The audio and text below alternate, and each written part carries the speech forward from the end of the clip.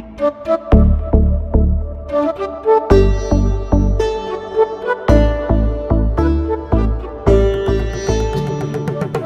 like to introduce the guest for today's session of Law and Philosophy, Tradition and Modernity, Professor Madhusudan Penna ji, a scholar beyond compare.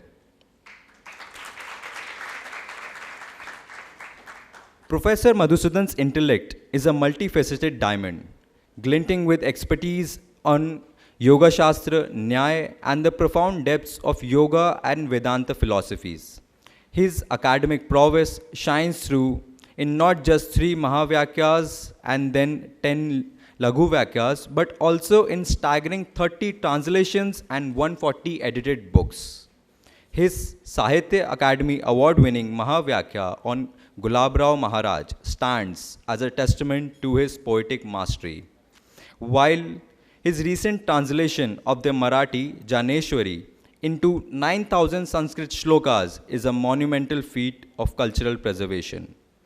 Professor Madhusudan have earned his honorary D.Litt from National Sanskrit University, Tirupati, Andhra Pradesh, and the prestigious titles of Vachaspati, Yogaratna, and Yuva Vipaschit speaks volumes about his contribution to Indian philosophy. Professor Madhusudan's achievements are not just confined to pages.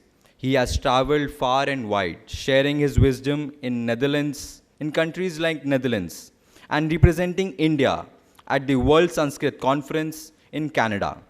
His knowledge of 6 languages, including German, and his DVDs on yoga, philosophy, and Sanskrit literature are tools in his mission to spread cultural understanding. Today at Vidhi Manthan, we are privileged to have him grace our stage.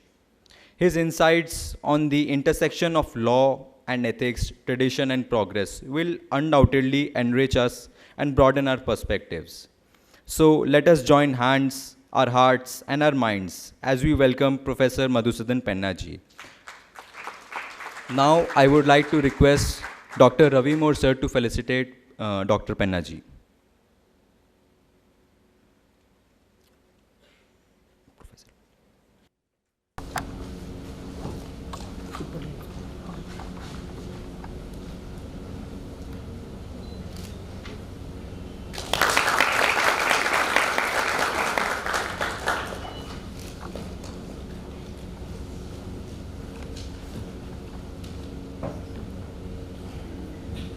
Now I request Professor Madhusudan Penna ji to take over the dais.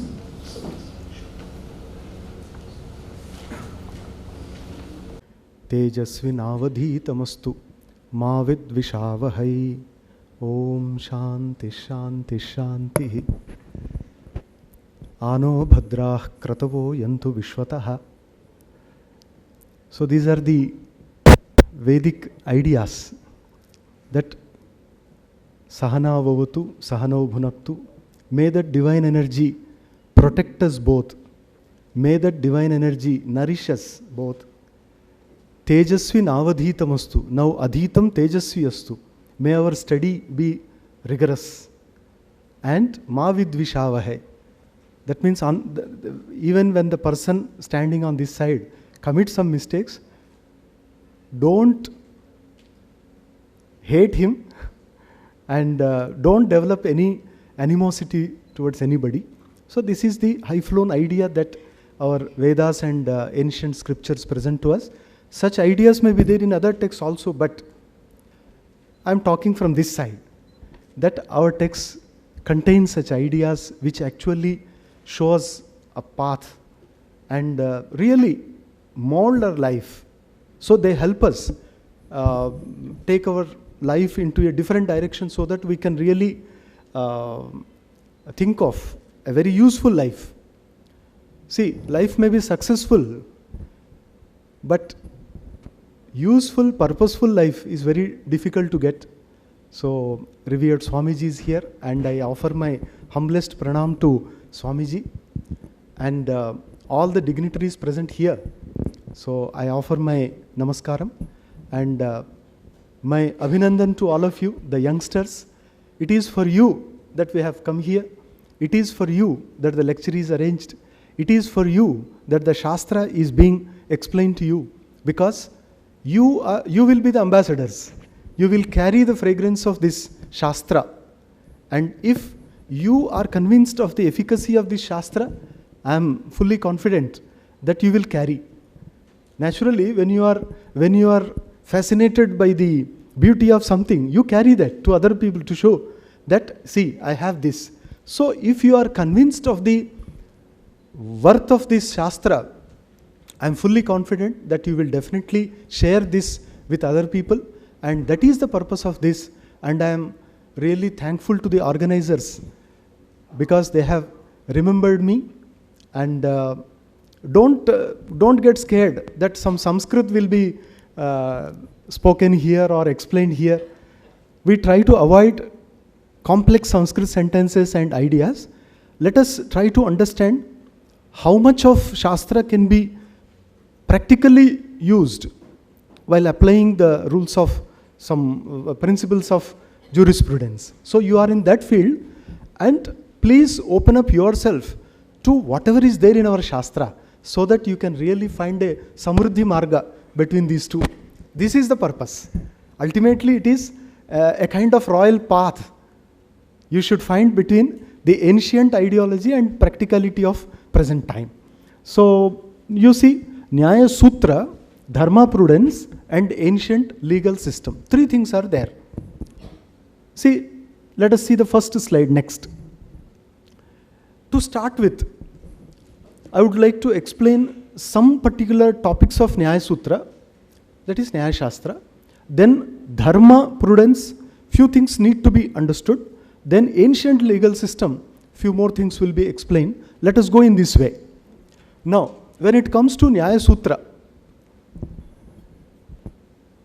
a physical structure of Nyaya Sutra, as Gautama Maharshi had presented, perhaps in the 3rd century BC, Gautama Maharshi, there was a sage by name Gautama.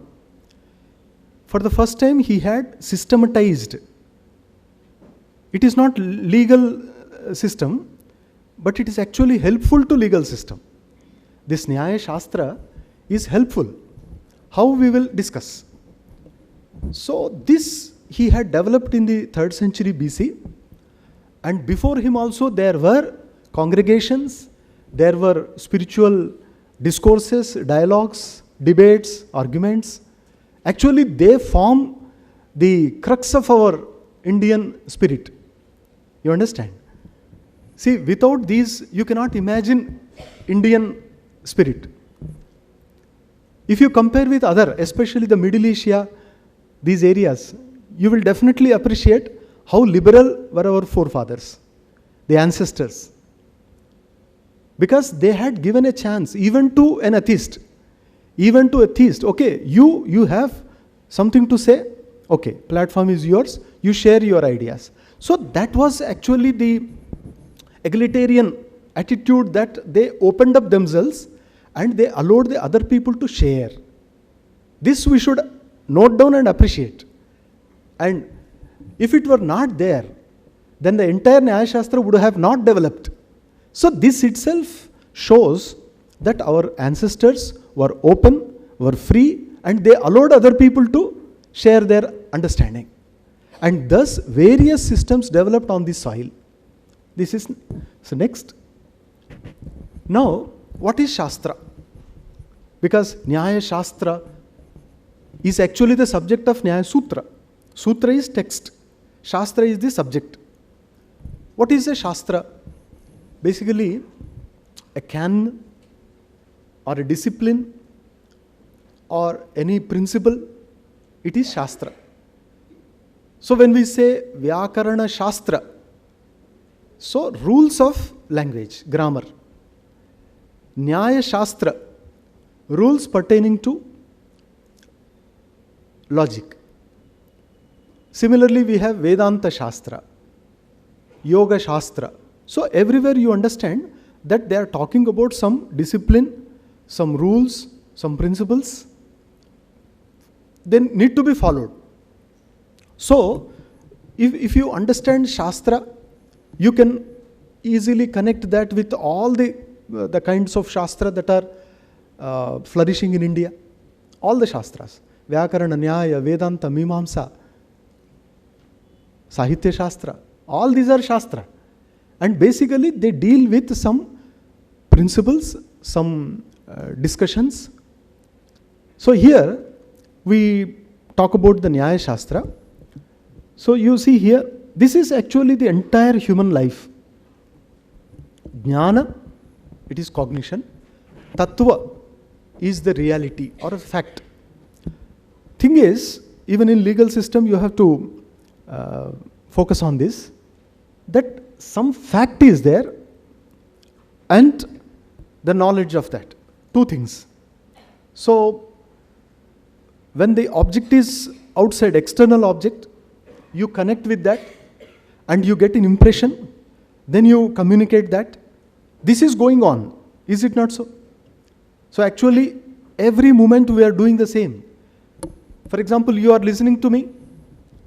So these words in the form of air reach your eardrum, then cerebral cortex, your brain, they are imprinted there, neuron, and some impressions are there.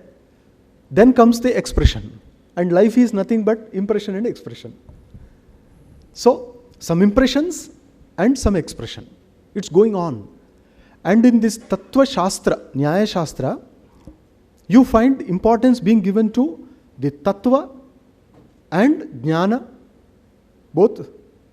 That means one reality and its cognition. So what is there? In your terms, something, for example, you are dealing with some case, what must have happened? One thing. What has happened? Second thing. See, what must have happened? You just imagine, you apply your logic and you may come out with some conclusion, but what has happened? How can you know when something has already elapsed? Long back something happened and you want to ascertain. You want to know it very clearly what has happened. Then what tools you have to get that, the fact out of that? What tools you have? And the tools are provided by Nyaya Shastra. Some are linguistic, some are otherwise. Language based, that means through the language itself you can derive, extract the fact, extract the essence. This is also one of the explanation provided. So Nyaya Shastra basically focuses on how to get real knowledge, one, how to ascertain for yourself, two, and how to communicate, three. At three levels this functions, Nyaya Shastra. If you don't get right knowledge, and if you are not convinced that it is right knowledge, then the knowledge is so fallacious or faulty that when you communicate, the other person will not be properly receiving that. And that particular wrong knowledge will percolate. That is the problem. So therefore, Nyaya Shastra says, at every step you need to be critical. One, while receiving knowledge. So you start at this moment, I am saying something, and start. You be critical. Whatever I am saying, is it really correct? How far? So here actually the Nyaya Shastra enters. So Nyaya Shastra prepares a person in the path of knowledge, saying that you be critical while receiving knowledge.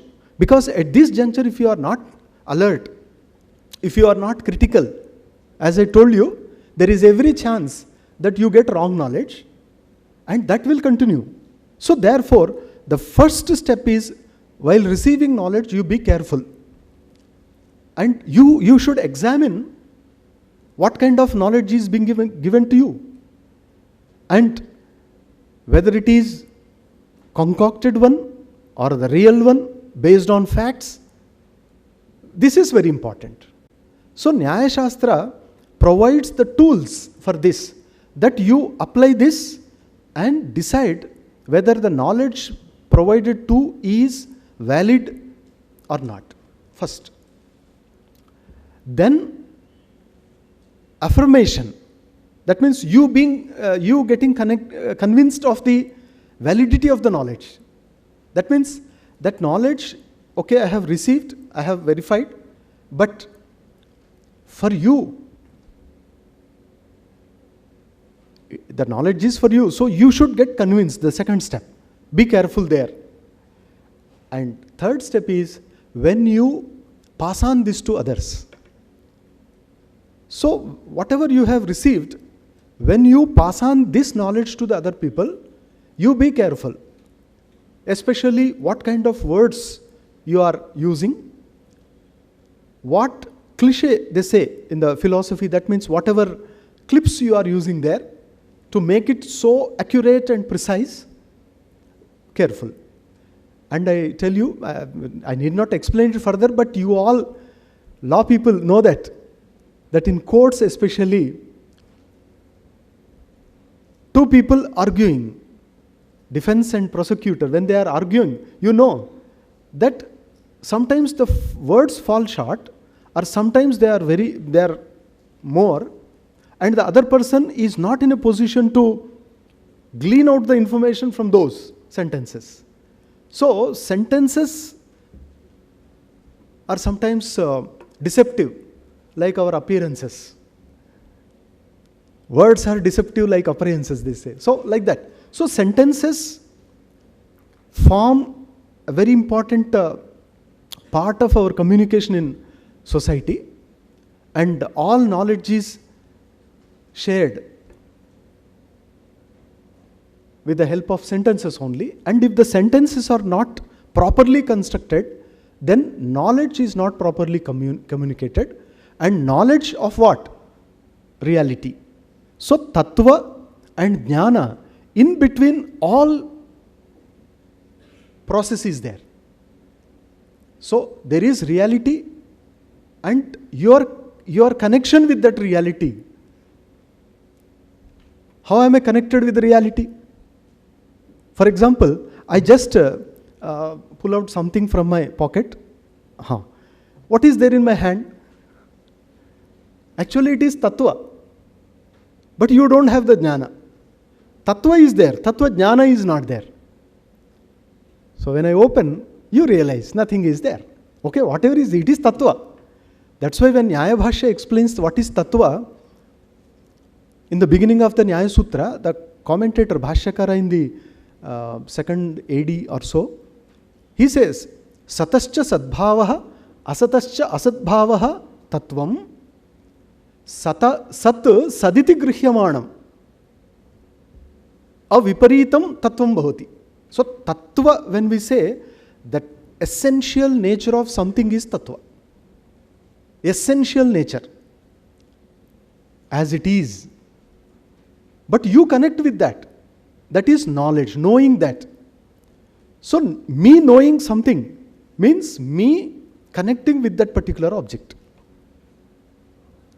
So here you find jnana and tattva, and entire Nyaya Shastra and even your law deals with these. Is it not so? Because one fact and how that fact is presented before the court. So two things are there. All your evidence act comes in. How you procure that, how you present that, and how the judge decides that. At three levels. This needs to be analyzed. Otherwise, wrong things are produced before the court and wrong judgments are given. And many a time it happens. And afterwards, the court itself says, something happened long back, but now we need to change. And sometimes it so happens that a person in the jail for almost 10 years, he is now released, saying that now he is no more convicted. So he is freed. So what happened to the judgment, earlier judgment? So something wrong has taken place. Why? Because tattva and jnana, some wide gap yawning between these two. And Nyaya Shastra tries to fill the gap. And this we have to note down. Next, please. And in this knowledge of facts and its representation. Is it very complex? See, the arrows, all that you see there, but ultimately the structure of the content and structured entity. That means, for example, I am looking at this. This is I'm just looking at that.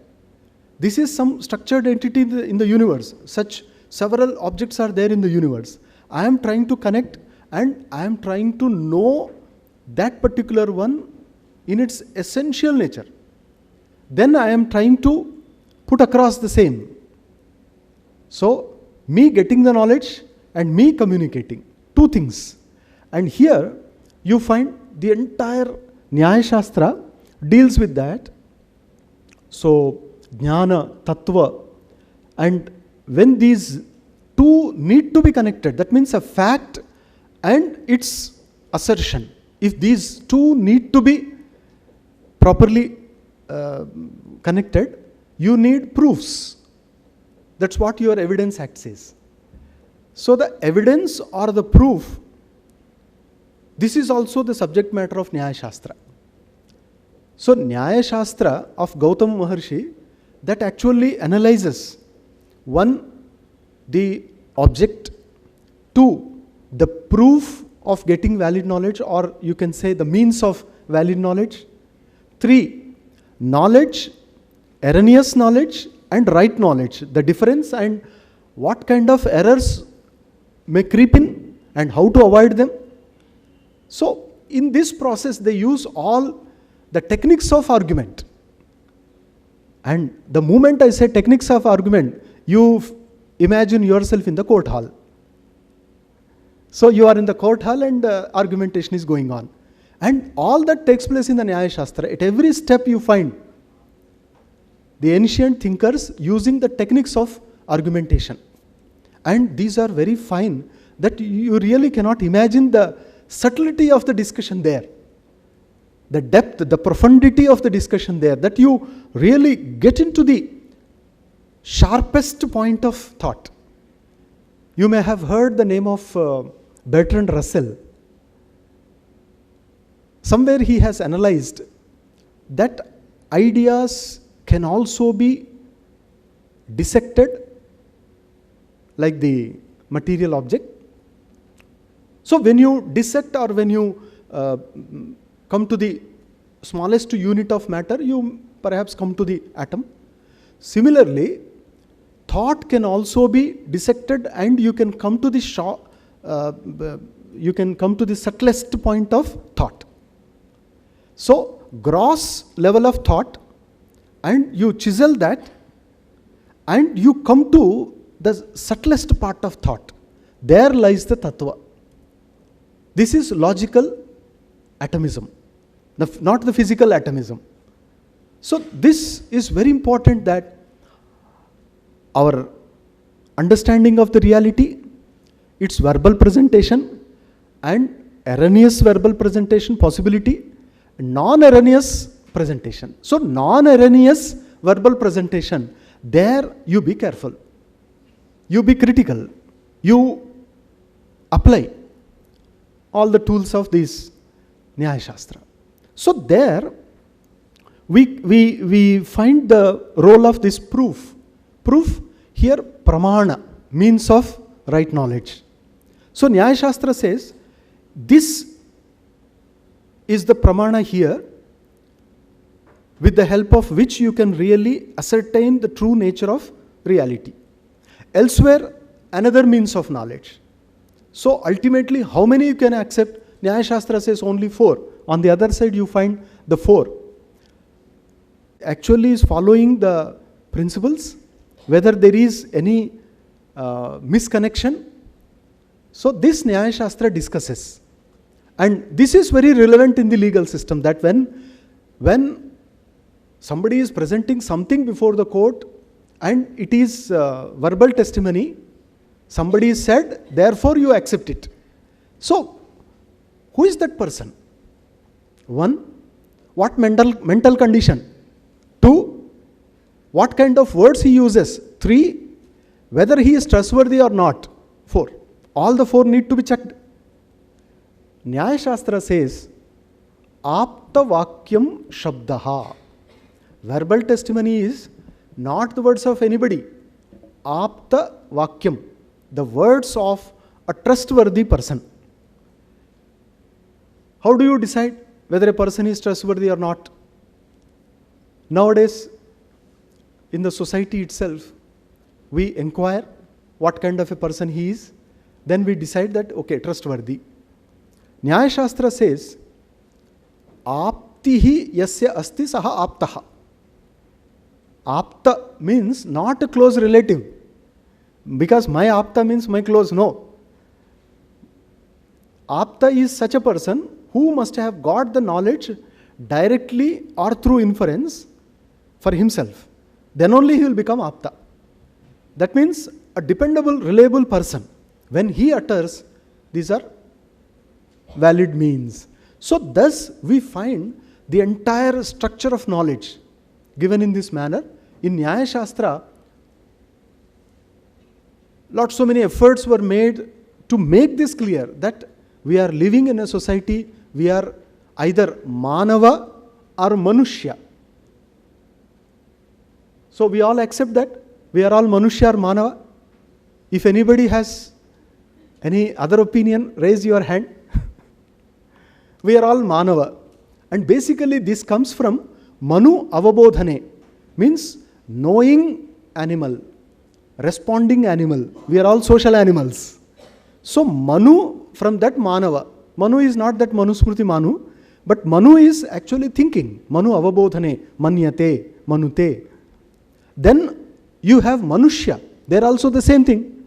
That means we are all endowed with the faculty of thinking, faculty of communication. And these two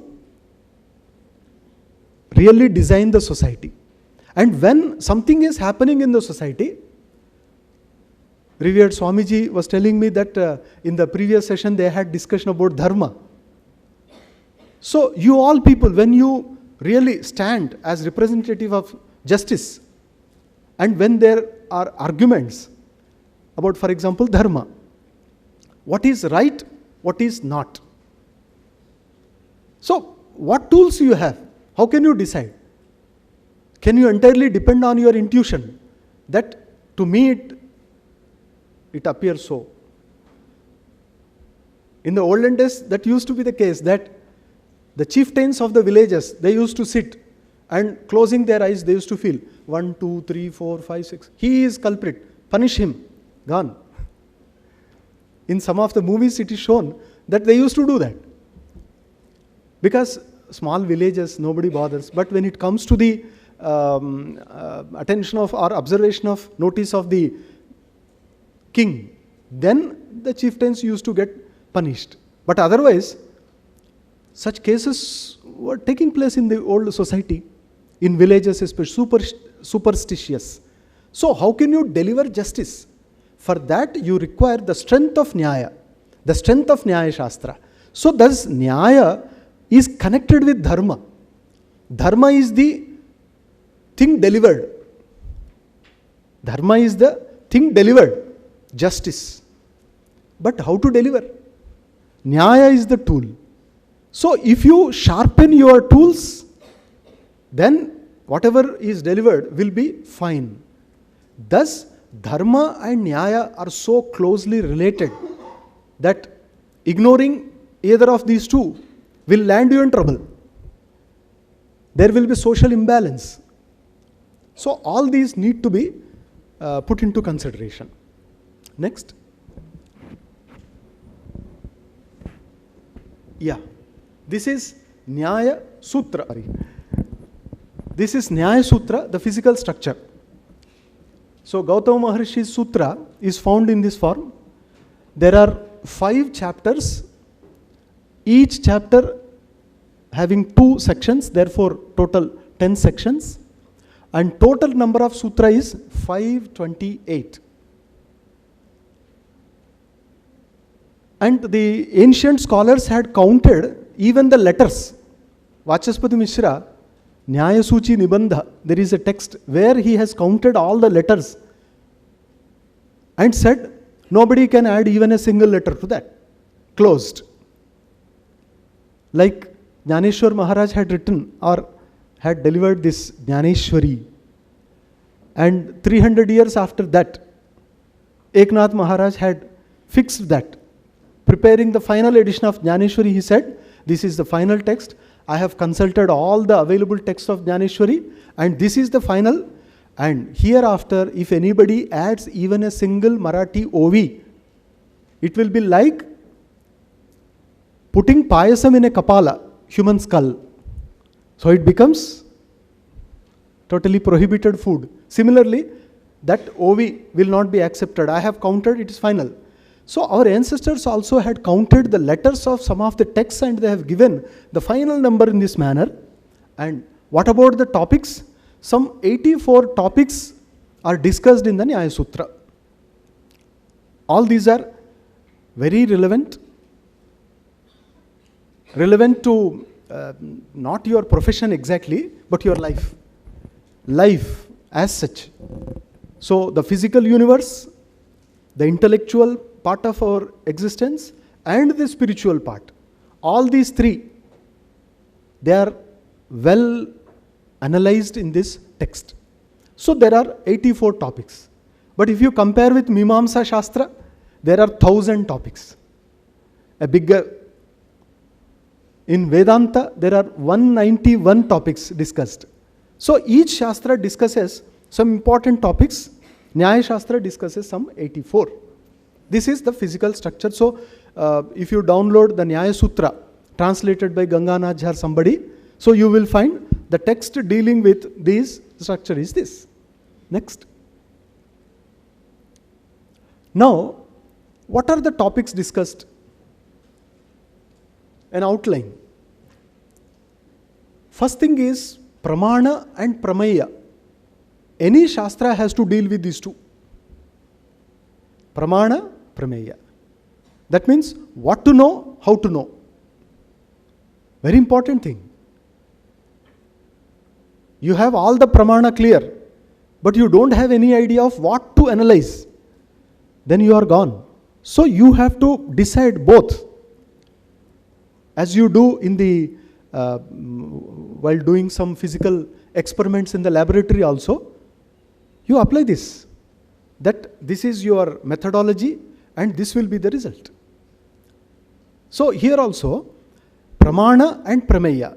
That means I will be dealing with the Prameya, some 12 Prameyas they have identified, and with the help of 4 Pramana, we will be trying to get to the core of these 12. That means, in the 12 you find body, what is body?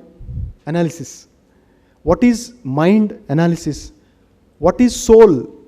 Analysis. What is liberation? Otherwise they will be only ideas. All these can be simply ideas if you don't analyze them. And on subtle analysis you may find sometime that somebody's ideas are not that worthy, you can get away with them. So you apply Pramana, and all Shastras, whether it is Vyakarana, Mimamsa, Nyaya, Sankhya Yoga, they have this system. This is Indian knowledge system. That Pramana and Prameya. So they first enumerate. These things I want to discuss in my Shastra. 2. With the help of these tools, I want to discuss these. So, if you understand the mechanism, you will definitely appreciate how subtle analysis they have made, our ancestors. And please mind you, whenever I am talking about any Shastra, I would like to bring to your notice that I am talking about not individuals, our ancestors. 500 years ago, 1000 years ago, our ancestors. You cannot say that no, my ancestors were not there before 500 years. Is it possible? Our ancestors were there. We are not aware of that. So, It is actually the intellectual contribution of our ancestors that we should really point. Next, here you can easily note that everything under the sky is included here. See, time, space, direction, all these physical world and the self, mind, everything is included. So here the method they apply is either deductive or inductive. And on the other side you have the pramanas. Next. Dharma. I was trying to explain this. Dharma is the final product required in the society, but how to get that? And the handbook is Nyaya Shastra.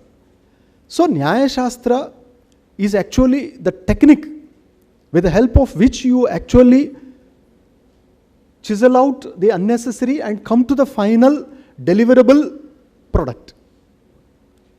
So this is Dharma and Nyaya are so interconnected that Smriti, Dharma Shastra, all the texts deal with Dharma with the help of Nyaya Shastra. So where do you find Dharma as such? Where is it perfectly expounded? In Dharma Shastra and Smriti Grantha, like Yajnavalkya Smriti, Manu Smriti, Shankha Smriti, Lakshita Smriti, Vasishta Smriti, Gobhila Smriti, Daksha Smriti, Gautama Smriti, Kaundinya Smriti, about 30 are known to us. In all these texts, Dharma is discussed. Now, how Dharma can be delivered? Justice needs to be delivered. For that, Nyaya is the method. Otherwise, you know Dharma, but you are confounded with the delivery of that, gone. Therefore, you must be careful with the proper application of these two, that Nyaya Shastra, then delivery is Dharma. And Dharma, the word itself, Swamiji knows it well, that Dharma is nothing but the holding principle, supporting, holding principle. Very careful. I am standing here, I am alive, we are all alive. Something is holding us. Because of something we are alive at this moment. So that is the Dharma of this particular one. The earth and other planets are revolving around the sun. Something is holding. We say generally gravitational pull, gravitational force. That is the Dharma there. Then the entire galaxy is moving about some 7 seconds per kilometer, 7 kilometer per second with that speed, according to Hubble. Moving.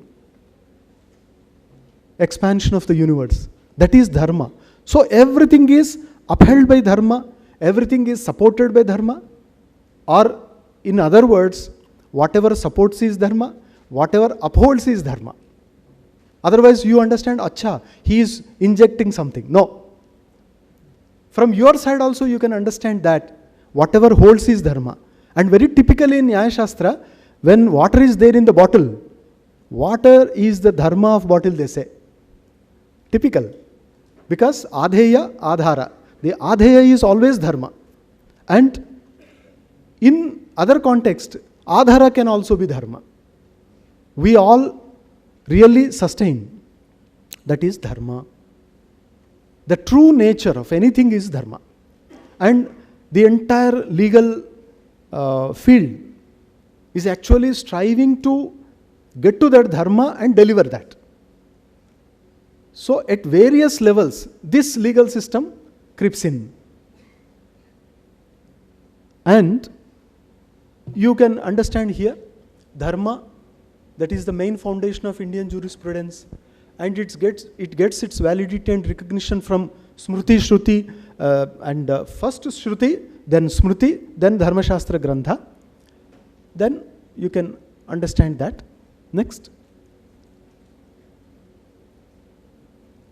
See, here I have given see, our ancestors have had analyzed the Dharma and main components of Dharma, some 10 they have identified, they have given that, and you can understand that it has got nothing to do with the religion, it has got nothing to do with the caste or creed, because they are universal. And if anybody mistakes a text for personal religious gain or something, he is mistaken. Because all these are just human. Whether he is a Hindu, Muslim, Christian or anybody, that has got nothing to do with this. They are just human values. And Dharma deals with these only. Understand? Yeah, next, just a few minutes. Yeah. In the olden days, the debates and argumentations used to take place, as we find in the PPT will be provided to you, don't worry. Just some points you can note down. So, debate and argumentation. So, in the Ayurveda text of Charaka Nida, especially the Vimana section, you find Sangrihya Vibhasha, Vigrihya Vibhasha. That means a friendly argument, a hostile argument, etc. They are given there. And the process is given. Who is eligible for that? Who can be the judge there? The qualities of a judge, all these are discussed. And as I told you, from Vedas, from Buddhist time, Jaina time also, they have come down to us. Milinda Prashna, that was a kind of discourse between Milinda, Yavana Raja, that means Greek Raja, and Nagasena, a dialogue between the two. So that is a beautiful example of such a healthy argument. Next. Then we have the ancient legal system. See, first thousands of years we had legal system based on Shruti, Smriti, Dharma Shastra. The medieval period, as you all know, had witnessed a kind of draft, very, very, you cannot imagine what must have happened there, but everything changed. The political scenario, the cultural, the linguistic, the religious, everything changed there, and all of a sudden the foreign invasion, especially the Mughal invasion. Then we have the Mughal period. Before that, Mauryas. So they had their own system of delivering justice legal. Then, next please. And you know that mostly the Mughal continued in the British era also. It had taken a different turn. But mostly, whatever legal texts you study for your examinations and practice, they are actually British. And now efforts being made to get to our core, because that suits this land. Kalidasa says, Arey, if Shakuntala is shifted from this place to another place, how can she survive? How can she live? Where he gives an example, if a sandal tree is uprooted from its place and planted elsewhere, can it survive? He says. That is Kalidasa. So here also, this is a particular soil, it has its own breathing. And if you remove, extirpate and put something else, this will not thrive. So it will die. And that happened. And this is very important, that whatever is suitable to that particular land, whatever is indigenous, that you should apply. And now the new education policy, NEP 2020, is focusing on this, that let the new generation understand, realize the value of our own roots and get back to that, so that they can contribute in a very positive manner to the next generation and the future of this nation. And it is in your hands, therefore, NEP lays emphasis on this, Indian knowledge systems. It is not one subject, so many are there. For example, if you choose legal education with the help of Nyaya Shastra, Mimamsa Shastra, then you will be the leader. If you choose any other field, okay, there that particular person will be the leader. Like linguistics, on the basis of our own text. Legal education on the basis of our own text. Health system on the basis of our own text.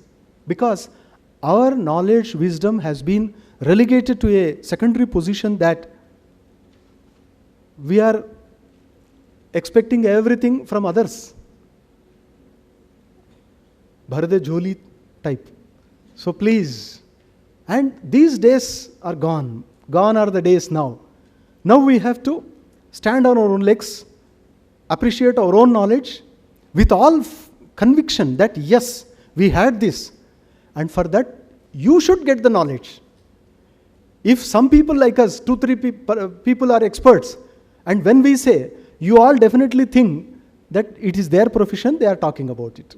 But Sanskrit is your own subject. Sanskrit is our own language. Knowledge is everybody's prerogation. So therefore, it is not restricted to any one particular person, caste, creed, any group, category, no. So we all belong to that. Next, please. This is debate, argument, and real knowledge, how we reach to that, and Purva Paksha, Uttara Paksha, as we find in the courts. See, one person proposes something, another person argues, counter-argument, and evidence is produced. Then on the strength of the evidence only, justice is delivered. We all know that. So the same procedure is applied in the Nyaya Sutra also, but the topics are different. For example, crime. You don't find in Nyaya Sutra some such cases being cited and analyzed. No. You find only philosophical and spiritual matters, but you can apply the method elsewhere. Justice Kaju and others also applied. While delivering some verdicts, they have applied this. Mimamsa rules of interpretation, Nyaya Shastra rules of argumentation. They have applied and they have drawn some finer conclusions. You can find in the Madhya Pradesh Indore case verdict also. In Nagpur verdict, you find that 1985, they have quoted this, that I have applied Arthavada, I have applied Atidesha, I have applied this particular principle. So this is, for your information sake, I am telling you that if you study these texts, that will be your knowledge and you will be strong. You will be really equipped with the necessary knowledge. That is the purpose of this lecture. Next. Next, please.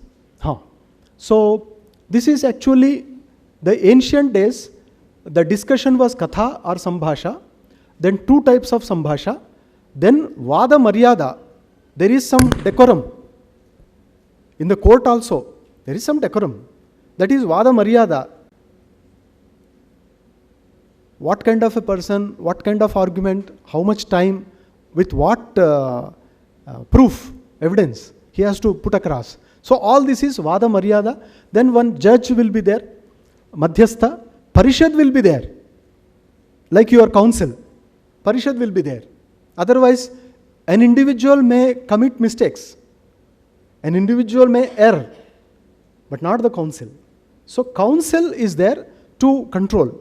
Then we have the Sabha, court. Next. This is the step-by-step method of presenting some idea. This is actually for the beginners, that gradually you present something and get to the conclusion.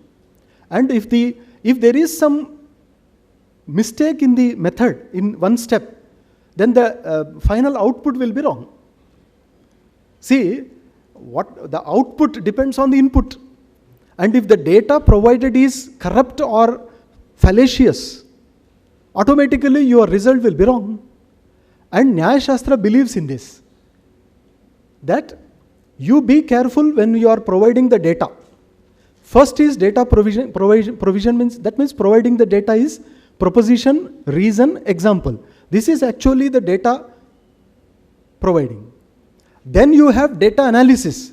That is the consideration part of that. Data is provided, data is analyzed, and then what is the next one?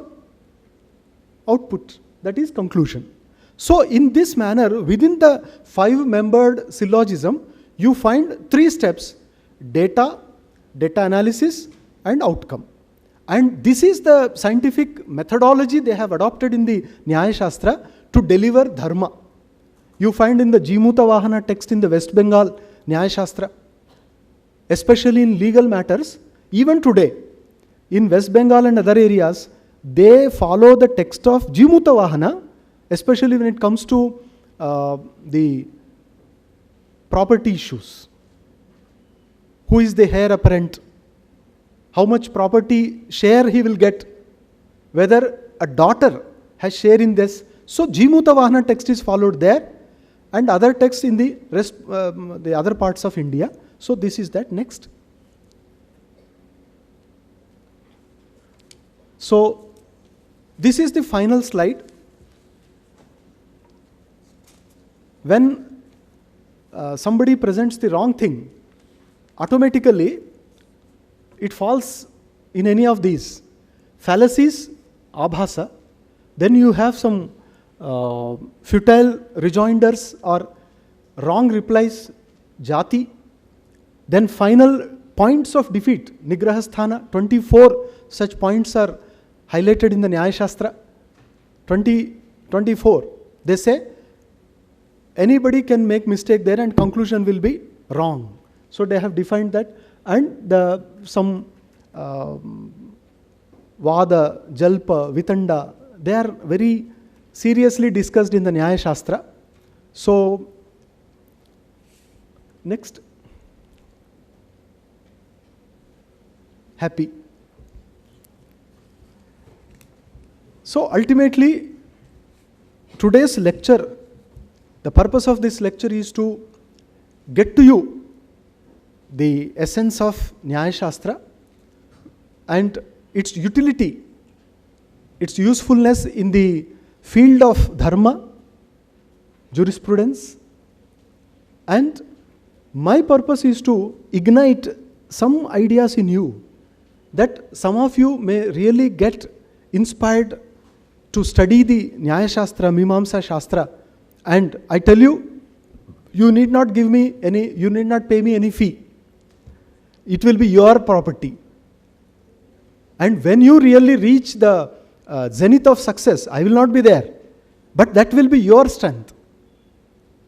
Justice Krishna, Justice P.V. Kane, Justice Markandeya Kachu, and all these, even Justice Bobde sir in Nagpur, Supreme Court Chief Justice. So all these had studied Sanskrit texts only to understand our ancient India so as to deliver dharma or justice in a very effective manner. So that is the purpose of this lecture. Thank you all. Thank you very much. And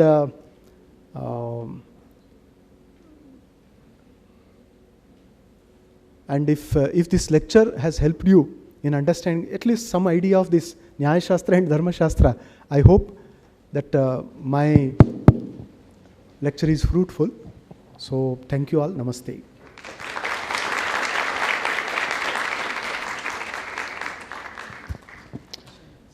Thank you, sir, for your thought-provoking session. Now the forum is open for the question-answer round. Please stand and introduce yourself, then you can ask your question. Good afternoon, sir. I am second year student of DLLB from Maharashtra National Law University, Nagpur. My question is, in one of the slides it was mentioned that in India currently we focus on a right-based society than a duty-based society.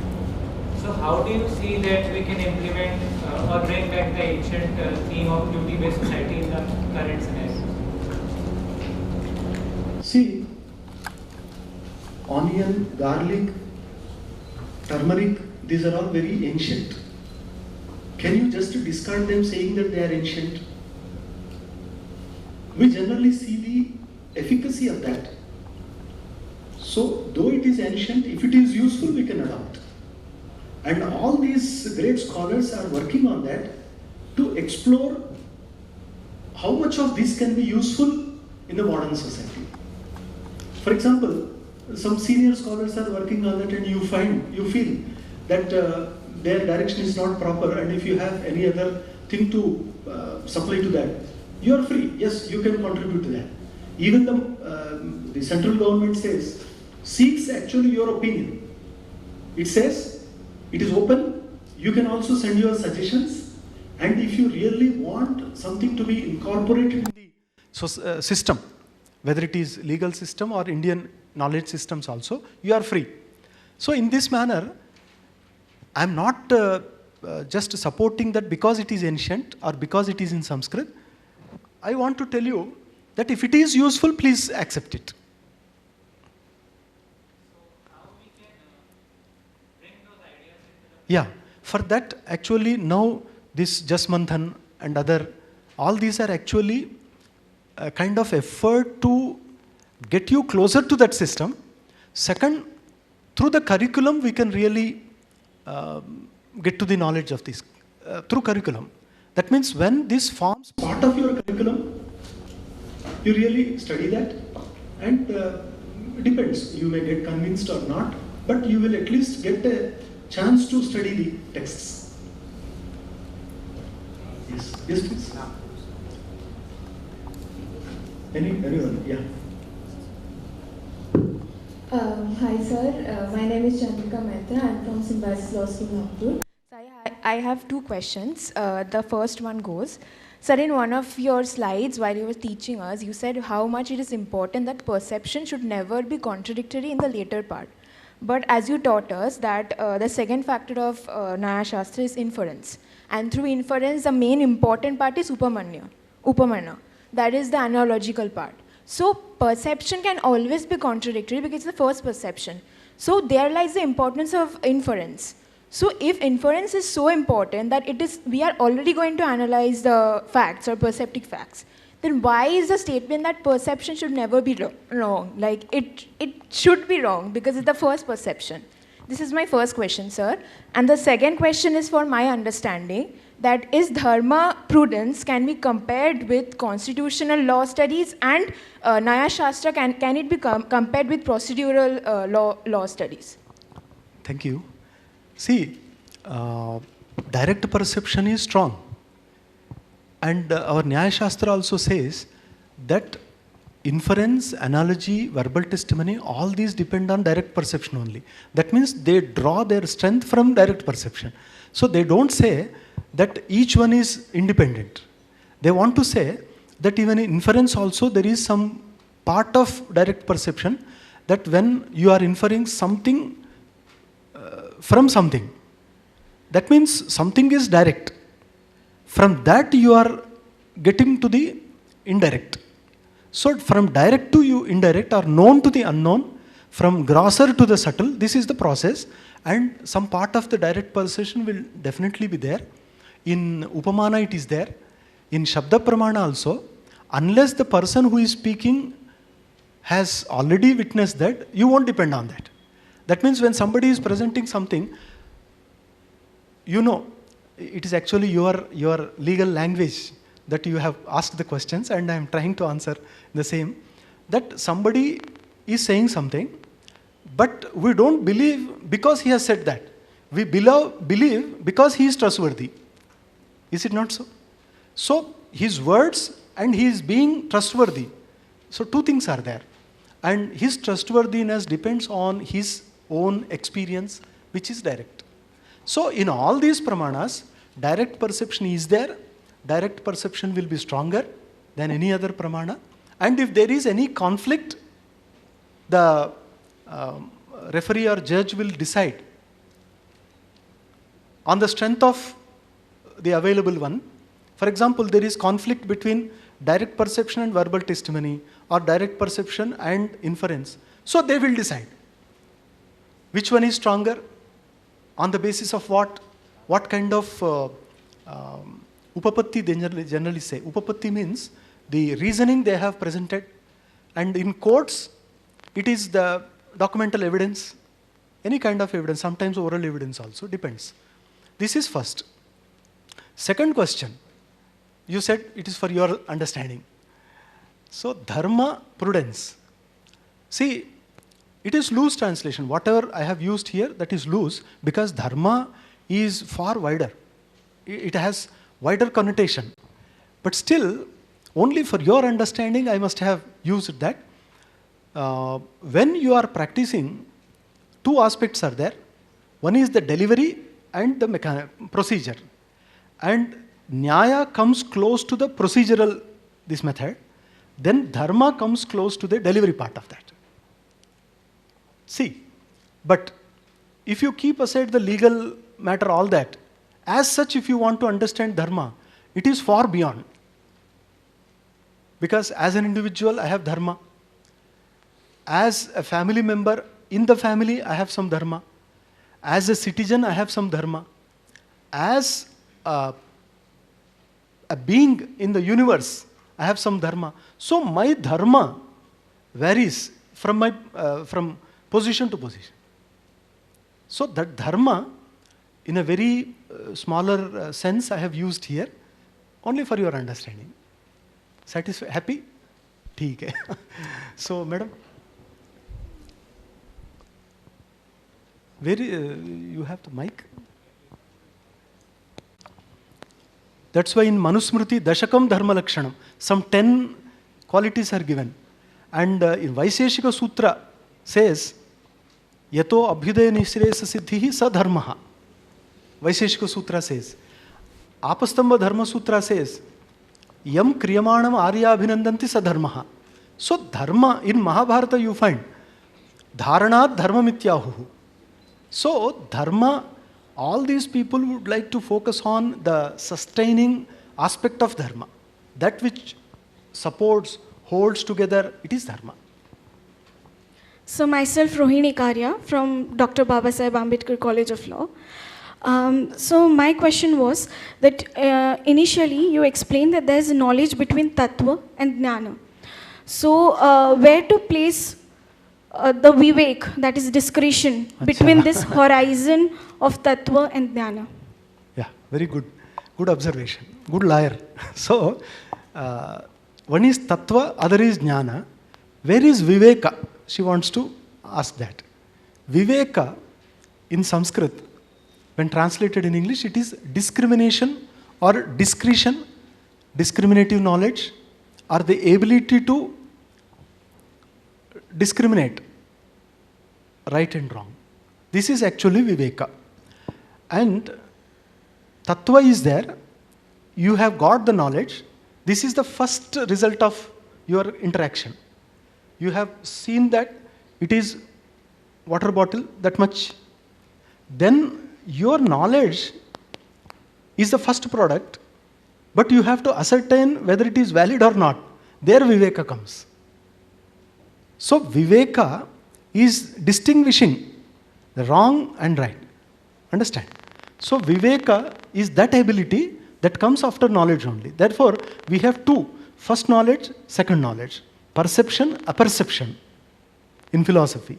The apperception is the second knowledge. And that actually decides whether it is correct or not.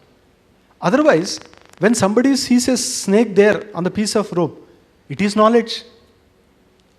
Viveka comes later. Oh, I was mistaken.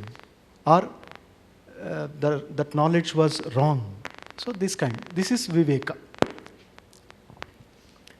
It will be the last question. Who wants to take the question? Yes, sir. Sankhya Yoga, Viveka Khyati is used. Viveka Khyati is your spiritual ability to discern between the subject and object and keeping them aloof. That is Viveka Khyati according to Yoga Shastra. Good afternoon, sir. I am Ashutosh Nayan from Dr. Babasaheb Ambedkar College of Law, Nagpur. Sir, I wanted to ask, during a session, we talked about parishats, juries. But India have discontinued juries. Now the judge, according to Nyaya Sutra, who used to be the arbitrator, he gives out the judgment. But Western civilizations like US's are still using the juries and giving out judgments. Do you think India should bring back juries?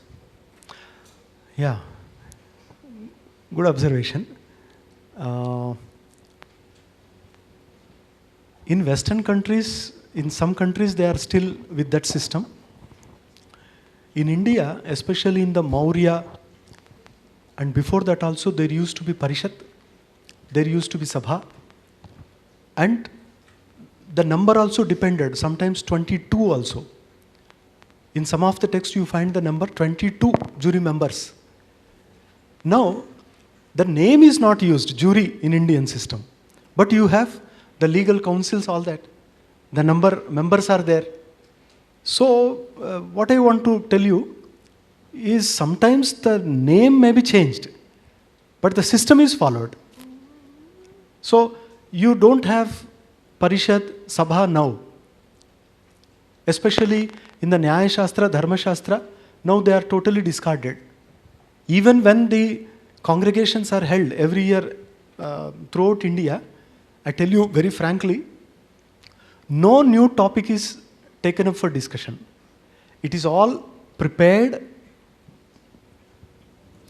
actually well prepared one, well designed one, only they just demonstrate that. So the ancient method of debates, Parishad, Sabha, etc., now they have fallen into oblivion. Now we have the modern law, legal courts, etc. And in Sanskrit, when we organize such sabhas, as I told you, they are all just rehearsals and the topics are very ancient. Still they argue unnecessarily because the conclusions are drawn already. Whether Shabda is Nitya or Anitya, now you need not decide, already decided. But other people don't know, that's why one Nyaya Shastra, one Vyakarana Shastra student, they sit and discuss again.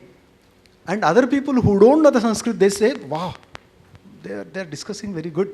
But actually it is all scripted, unfortunately. So, from this side, no hands. So I think you are all, no, not like that only for question's sake, but they are all satisfied, I think. I'll start with the vote. Chance to her?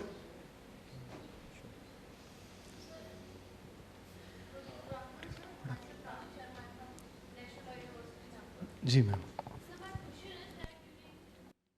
In one of the slides you told that there can be no more changes and this is the fixed number of sections, chapters in the Nyaya Shastra and other sutras. So if we try to connect it with the modern day present law, we have amendments as per the needs of society. Why don't we can give amendments in the, why can't we there changes? Why it's so why are we stagnant with what is written and 1,000 years back in certain sutra or shastra? That's very good. This is, I told you, Nyaya Shastra is only methodology. It is not any constitution or law book. In law books you have amendments. And this Nyaya Shastra, whatever additions they wanted to make, they made later. Like 9th century Vachaspati Mishra, 10th century Udayanacharya, then 13th century scholars like Gangesh Upadhyay and others. They have added, but they are not regarded as the amendments in the system because amendments are made to the laws and Nyaya Shastra is not law book. It is only procedural handbook like that. So, and I tell you, it is not directly linked with law. It is a tool that supports law. Okay? So, thank you all. Let us listen to him. Thank you, sir, for this delivering this wonderful session. Your dedication, hard work and knowledge of the subject matter is reflected here in the session and is truly inspiring. I would like to thank our participant who enthusiastically participated in this session. At last, I would like to thank our team of members of Vidhi Manthan who worked dedicatedly to ensure that every aspect of this session ran seamlessly. Thank you all.